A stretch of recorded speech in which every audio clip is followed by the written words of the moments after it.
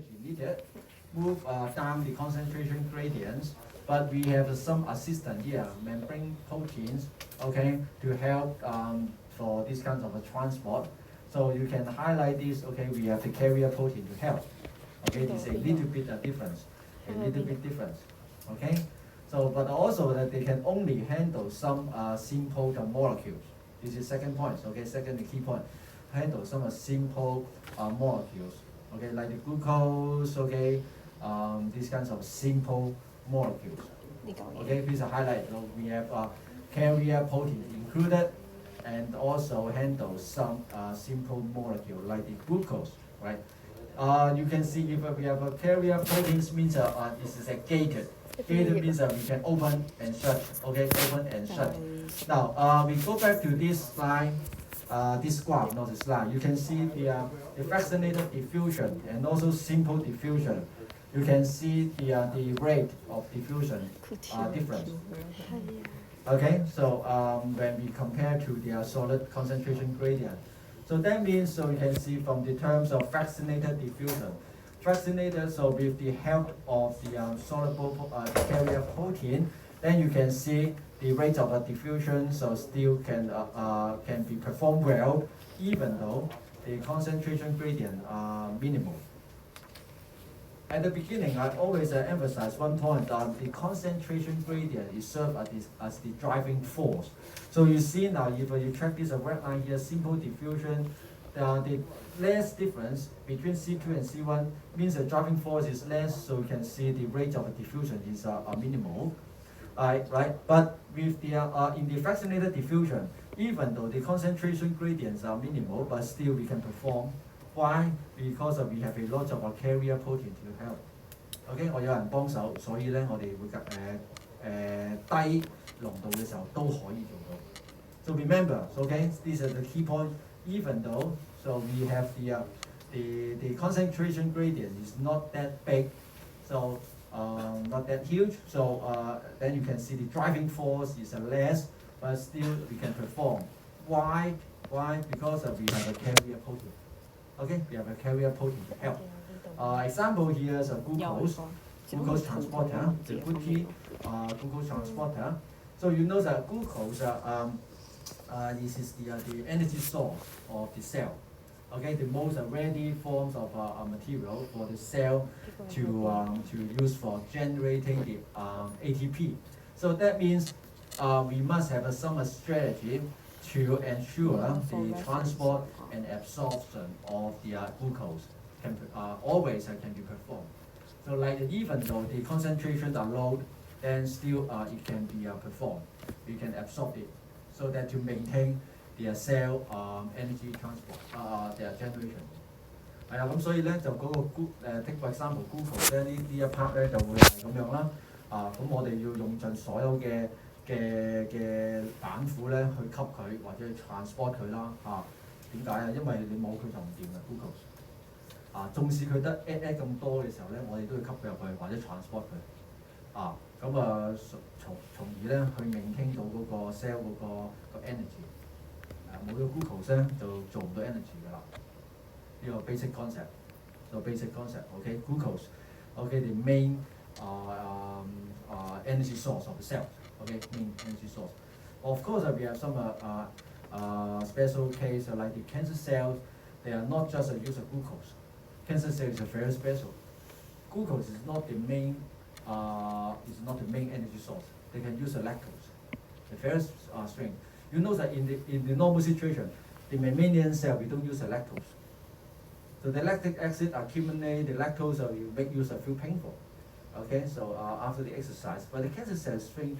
Okay, they are not just feel happy if they just only have a glucose. They need other source. Okay, lactose is also one of the common source. Well, at the same time, because they need a lot of energy for active growth, so they need to search more energy source. Okay, lactose is one of these terms. Now then, fractionated diffusion. These are the key points, guys. So please write down. Then we go to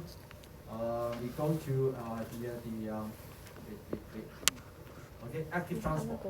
Active transport. Okay, so now the concept here, so pumping the molecules or ions through the membranes, one more time through the membrane, no matter is the plasma membrane or the organelle membranes, against, now these are against the concentration gradient. Okay, against, okay, from the low concentration compartments, move it to the high concentration compartment. Okay, so that's why, so we need the energy input, ATP. So ATP, this is the energy input. This diagram, I draw it here. So please memorize it. Okay, these are the common example, and also easy for you to understand and to memorize it. It happens inside the cell. Okay, it gives you different scenario inside the cell, between the organelle, also between the cell and also external environment. Okay, so now this is these are typical examples. Now, take a look here. Sodium ions. Usually, so according to the reference, okay, so we have a 10 times difference. Outside is a high concentration. So look inside, so in the cytosol, the sodium content is less, around 10 times. But still, the cell trying to pump out the sodium, the sodium, okay, out of the cell. Potassium, so okay, opposite, okay. So internal, the potassium ion is huge, okay. So around 20 times fold higher than the external condition, okay, potassium, okay. But still, you see here, the arrow show you the direction of the transport. So we try to pump in the potassium, okay. So this is the active transport. Then hydrogen ion, so happen in the stomach. So it's a 3 million fold, so it's a huge. So that you can see we can create a very acidic condition in the stomach. Okay, acidic. So now if you just use a simple diffusion rate, so outside if 100 fold 10 times, I think that simple diffusion is already stopped. But you still need to against it and then continue to discharge it at the ion. So and then up to 3 million fold. So active transport is one of the way. It's the only way. Okay, so this is another scenario. The last one, calcium ion transport. So for what? For the muscle cell. For the muscle cell contraction, so we have the calcium ions influx to the sarcoplastic reticulums during the simple muscle contraction. Okay, so now you see just to check the gradient. So it is 20,000 fold between the cytosol and also the sarcoplastic reticulums. So otherwise, now you cannot perform these kinds of transportation likely. The activities cannot be performed. Okay, so now please take a look on this. Okay, these are simple and simple examples. You should note. Okay, questions 有冇問題？你見到佢哋好明顯咧，嗰個 transport 咧係咩咧？係 against the concentration gradient against 嘅 ，OK 啊，咁因為 against 嘅緣故咧，我哋係要 energy 咯，就咁啦，好 ，OK。against 咩啊？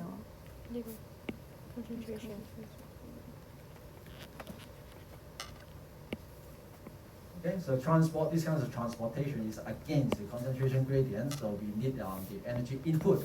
Then take a quick look on some terms. Okay, direct active transport, indirect active transport. So direct means we incorporate the ATP to drive these kinds of transportation. Okay, second terms of indirect active transport means the ATP is not involved in the transportation directly. So it helps to pump, it helps the transport of other material first, so that these kinds of transport at the same time it can facilitate the active transports of other material. Okay, so you see here, so direct and indirect, so just means indicate the ATP, they are involved in these pumping actions directly or not. Okay, so this is a concept. Just also need to remind you that both are very common. So particularly when we talk about membrane the active transport, why we need to introduce to you this concept, because indirect active transport is also common. It's also common happen in the cell. Okay, and also the modes of a transport. So you see, you have a unit port, syn port, antiport. Okay, for pumping the molecules. Okay, you can see it, pumping the molecule from one direction. Okay, so pumping the two molecules from the same direction or from the opposite directions. So now these kinds of different mode of transport is also common. Okay, it's also important, so you should get the idea. So the pumping strategy. Okay, at least you know the terms uniport, symport, and antiport. Sometimes, okay, sometimes the short question we ask the student to define the meanings of uniport, symport, and also the antiport.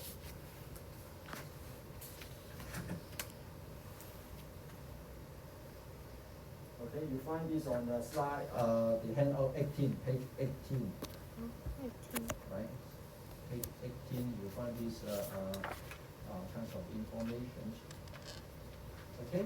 哦，呢有啲呢 part 係有少少混亂啊！今次我都同大家講，個 handout 整嗰個時候可能有啲混亂喺度。OK， so 嗱，有冇問題先 ？So questions？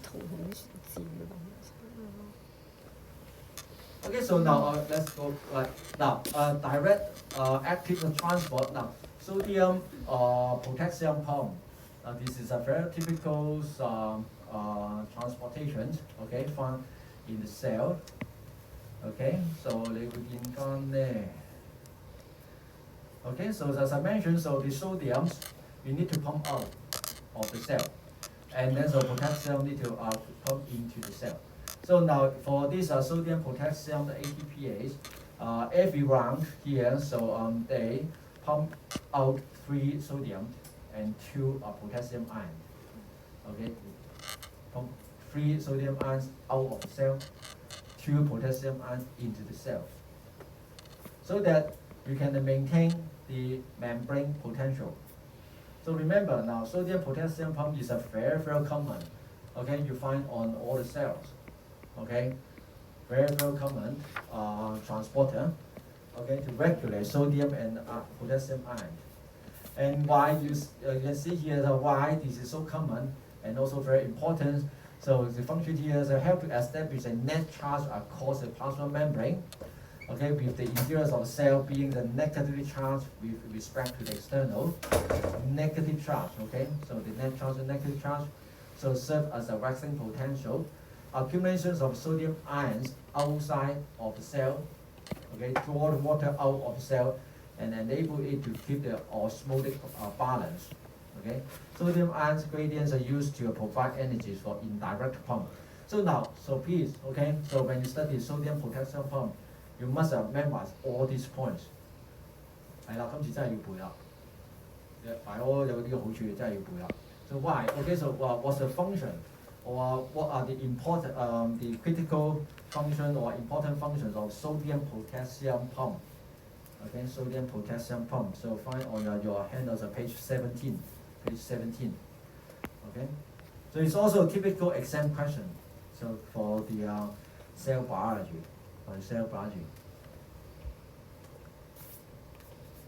Now in the DSC level, so you study this pump or not? In DSC? I think no, you know it, right? So in the old days, we have it in the A level. Now, okay, so remember, okay, so 3 sodium ion out, 2 potassium ion in, and 3 functions. And then we go to here, the mechanisms. Okay, all the steps here. So usually I ask the student to describe the working mechanism here, describe the one by one, the step. So you see we have the transporter. Of course, this is a protein-like material. Then now 3 sodium, the step 1, 3 sodium ions go into to fit into this transporter. So 3 sodium, so is from the cytosol, fit into the transporter, and then so we have the ATP binding, okay, to make this transporter open, and then face the opening to the outside. So we call this as a conformational change, okay? So that the 3 sodium ions they can release out of the cell, And then at that time, so 2 potassium ion, they can fit into this pocket, okay? And this, okay, change the conformation of this transporter and let it open, okay, keep the opening, face to the internal side, face to the cytosols of the cell. So at that time, the potassium ion can be released into the cytosol. Then they just repeat and repeat this cycle, or this 6 steps, so as to maintain the ions gradient. At the same time, maintain the membrane potential. So this is the time so for you to memorize. Okay, use of memory. Okay, you need to memorize all. Okay, if you study this part, so all the procedure, you know how to describe. Yeah, sometimes the typical exam question you ask you to draw. Okay, use a label diagram to draw. Okay, to describe the working mechanism of this sodium potassium pump. 呢啲好 typical 嘅，以前阿蘇嘅 sales 考住成日都考嘅，你要畫翻呢個圖出嚟。要畫。係啦，當然唔使畫到咁靚啦。咁你起碼畫到呢個餅咁樣 ，OK， 指住佢 label diagram 啊嘛，係咪？咁有個餅開山，咁呢啲 lipid layer 當然唔使畫咁靚咯，係咪？但係你 indicate 到嗰個 concept 咯，開山嗰邊你都要畫得到出嚟啦，指住啲 in out 啦，係咪？咁咪即係 label diagram 咯，好。OK。So this is a page, okay, so a lot of information you need to memorize it, okay.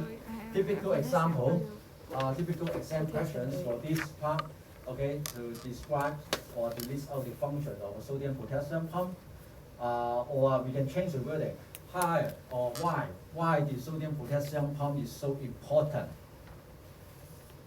Okay, so we can change the wording, or what are the significance of the sodium potassium pump. Right? Then you just give me these 3 points. Right?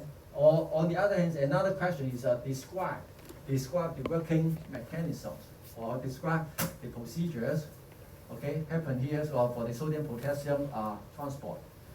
Okay, using a labeled diagram.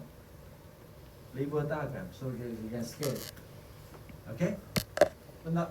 幫唔幫到大家？好難背都要知道點樣形式去背。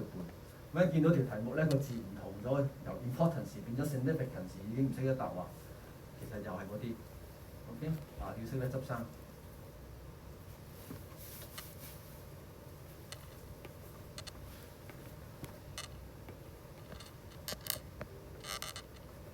好冇 ？OK， 有問題舉手。So questions。Okay, so now take a look here. So active transport. Okay. So just some more figure from the internet, and show you the same concept. Sodium ion, 3 sodium ions are pumped out of cell. 2 potassium ions are pumped into the cell with the bindings of the ATP. Okay, right. 得有冇問題？ So now you see now if the theoretical direction, so we should, okay, so sometimes we should follow if we follow the concentration gradient, it's not good, we cannot apply it for this sodium potassium pump, right? So one more time is this kinds of ion movement is against the concentration gradient. So you see here, so we kept the message one more time. This carrier protein actively pumps the sodium out of and potassium ion into a cell against their electrochemical gradients. For every molecules of ATP hydrolyzed inside the cell, 3 sodium are pumped out, 2 potassium ion are pumped in, and to maintain the membrane potential. Okay, so this is the ideas. Then you see here the membrane potential, so around the 70 millivolt. So this is a kind of the data for you as a reference. 70 millivolt, okay, millivolt, 70. But you guys have no need to memorize, okay? If you study the neurobiology, then you should memorize it. Now, supplementary, just give you this page, you get it, the last pages. Okay, so also talk about the membrane potential. Okay, so now take a look here. So ions have electrical charges.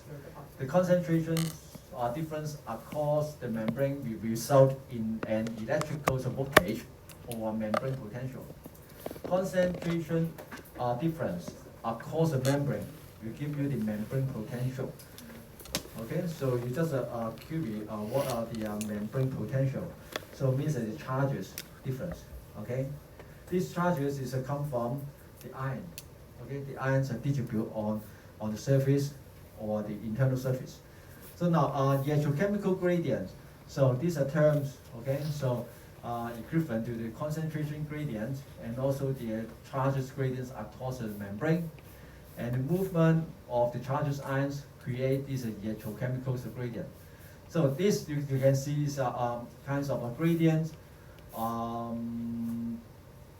Mainly we consider the charges, okay?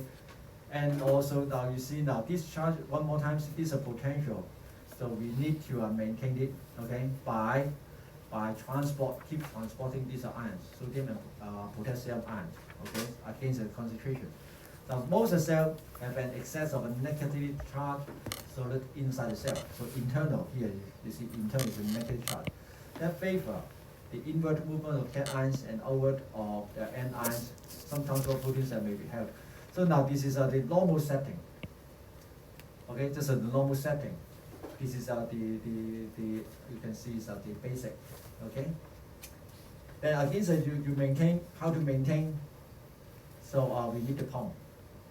This is a normal. It's already you can see it's a very abnormal. You can also very abnormal when we talk about the sodium ions and potassium ions concentration in the outside or internal side of these two compartments. 你發覺咧就如果你睇翻佢平時嗰個環境咧係佢哋係反向嘅，即係明明外邊少 ，OK 外邊多啊，你都要抌佢出去。係咪 ？OK， 咁 potassium 咧明明入邊多嘅，你都要抌翻佢入嚟。咁咧呢個係比較看似嚟咧係唔尋常啦，因為你平時 iron 唔會咁樣行噶嘛。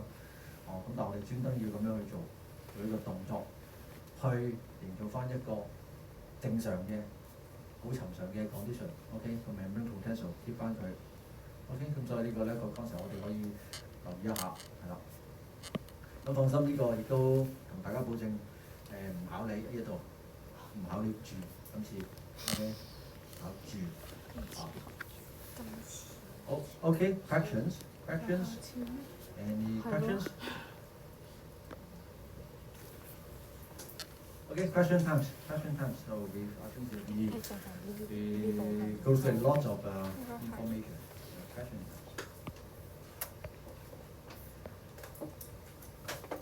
Indirect, now you see another one, indirect active transport. Now, so you can see here now you have the glucose transport, the GluT here. So now they make use their sodium ion feed in from the outside, and then so at the same time the glucose also feed in. So you see, and then so change the conformations. So to let the sodium release into the cell. At the same time, the glucose also released into the cell or being transported into the cell, right? So indirect. So where is the ATP? Where's the ATP? The ATP is not directly involved in this transporter, but the ATP used for the ATP the sodium potassium pump. Right? Okay, so it's indirect active transport. One more time, indirect active transport means that the ATP they are not directly involved in the transportation. Right? 係咪啊？咁所以見到問你ATP 喺邊度啊？冇畫到出嚟嘅，咁神奇嘅係咪？原來佢喺第二度已經係用咗，係嘛？已經輸入咗，因為咧個 ATP 用咗而去用咗喺邊度 ？sodium potassium pump 啊。呢個 sodium potassium pump 做完嘢之後，營造咗一個咩情況啊？營造咗一個咩情況啊 ？internal 好多乜嘢啊 OK， 營造咗啲咩情況？嗰隻 sodium 嗰個有 gradient 喺度啦，係咪？咁所以佢話可以同時間咧，個 sodium 出面好多啊嘛。咁你 fit 咗落去啦，咁你先至可以去 bind 得到 transport 嘅，係咪？咁同時間你 sodium 就要用翻力咧去掟佢走，咁呢度就用咗 ATP 啊，係嘛？翻去睇一睇呢個圖。So we make use also now this transportation scenery, since we don't clearly see the contributions of ATP, okay, but actually we also need it, okay, need the input of energy. Somehow the contribution is from what? From where? So the ATP already being used to maintain the ions concentrations, okay, the ions of sodium ions concentrations.